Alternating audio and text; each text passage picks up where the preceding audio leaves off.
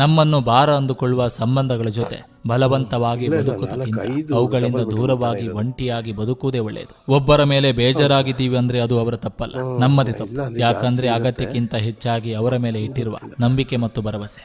ಸರಳತೆ, ತಾಳ್ಮೆ ಮತ್ತು ಪ್ರೇಮ ಈ 3 ನಿಧಿ ಇದ್ದಂತೆ. ಇದನ್ನು ಹೊಂದಿದವ ಅತ್ಯಂತ ಸಿರಿವಂತ.